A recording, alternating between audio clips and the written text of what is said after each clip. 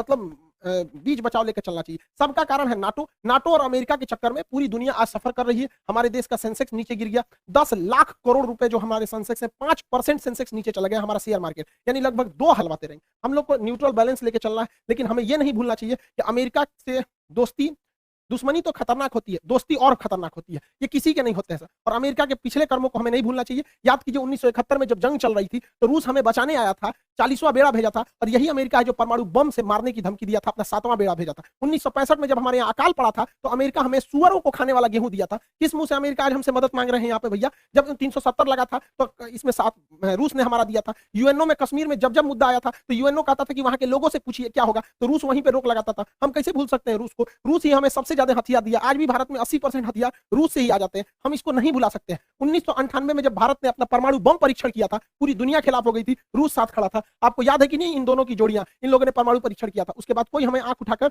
नहीं देख सकता था। तो उस समय भी रूस की बात हम लोग को याद रहना चाहिए। 1999 में जब कारगिल की लड़ाई हुई थी तो अमेरिका ने अटल बिहारी वाजपेयी से कहा था कि हम परमाणु बम मार देंगे भारत के ऊपर। तो अटल बिहारी वाजपेयी ने कहा था कि हम आधा हिंदुस्तान खोने के लिए तैयार हैं, लेकिन हम वचन देते हैं कि सुबह का सूरज पाकिस्तान नहीं देख पाएगा। तो पाकिस्तान अमेरिका अपना परमाणु बम लेके भागा था। याद कीजिए अभिनंदन की जी का फाइटर पायलट जो थे इनके ऊपर जहाज से जो स्ट्राइक किया गया था, वो जहाज भी पाकिस्तान को अमेरिका ने दिया था, F-16 जहाज। आज भी हमारी जरूरत रूस ही पूरा करता है। S-400 के दम पर हम चाइना को चैलेंज करते हैं, किसने दिया? रूस ने दिया। विक्रमादित्य किसने दिया? रूस ने दिया। 1991 में हम लोग जब अंतरिक्ष में क्रायोनिक इंजन की जरूरत थी, रूस अपने 8 क्रायोनिक इंजन दे रहा था, अमेरिका ने उस पर प्रतिबंध लगा दिया, जिस वजह से हमारा परमाणु अंतरिक्ष कार्यक्रम लगभग 20 साल पीछे चला गया। यहाँ पर आज भी चंद्रयान में अमेरिका की जगह पे रूस हमारी मदद कर रहा है। तो रूस हमेशा से हम लोग के साथ रहा है। आज देखिए परमाणु पनडुब्बी चाहे चक्र हो, नेपरा हो, अरिहंत हो, इसमें रूस हमारी मदद कर रहा है। AK-203 राइफल की फैक्ट्री हो, रूस मदद कर रहा है। चाहे सुखोई जहाज जो हमारी वायुसेना का रीढ़ है, रूस ने हमें दिया है। ब्रह्मोस जहाज दुनिया का सबसे खतरनाक सुपरसोनिक क्रूज जहाज मिसाइल है जिससे चाइना डरता है, किसने दिया है? रूस ने दिया। तो हमें बैलेंस लेके चलना है। कहीं ना कहीं सेना में रूस मदद करेगा,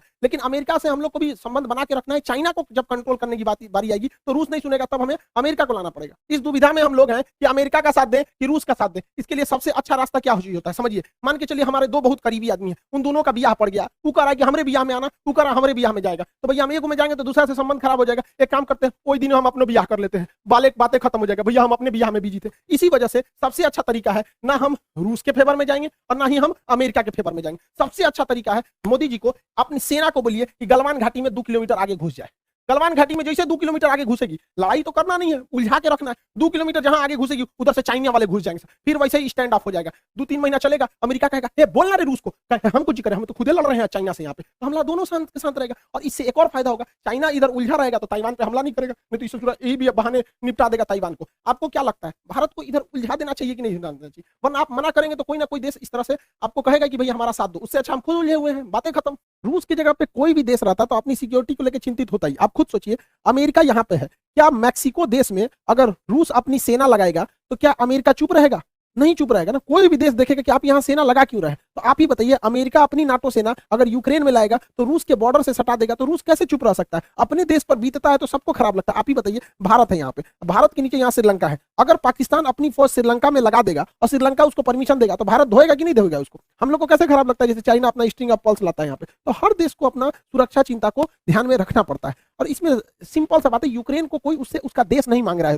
रूस का केवल यही करना है कि यूक्रेन डिसाइड एक लिखित दे दे कि वो कभी भी नाटो सेना में शामिल नहीं होगा। यूक्रेन को यह सोचना चाहिए कि नाटो में शामिल होने से अमेरिका को फायदा है, वो दुश्मनी निकालेगा रूस से। क्या जाता है यहाँ पे, पूरा देश बच जाता, उसके लोग मरने से बच जाते, क्या काम आया नाटो? तो यहाँ यूक्रेन को सोचना चाहिए कि बहुत ज्यादा जिद पालने से कोई खास फायदा नहीं होता है। और हमेशा एक चीज याद रखना चाहिए, यूक्रेन हो, हम हो या आप हो, हम अपना पड़ोसी नहीं बदल सकते, दोस्त बदल सकते हैं। इसलिए दोस्त से संबंध बने बिगड़े, लेकिन पड़ोसियों से हमेशा संबंध अच्छा रखना चाहिए, क्योंकि हमेशा काम पड़ोसी आते हैं। यूक्रेन का पड़ोसी रूस है और ये ना अमेरिका दोस्त है। तो हमेशा एक चीज को ध्यान रखना चाहिए, किला सुरक्षित करने के लिए पड़ोसी का सुरक्षित होना जरूरी है। यूक्रेन को हठधर्मिता छोड़नी चाहिए।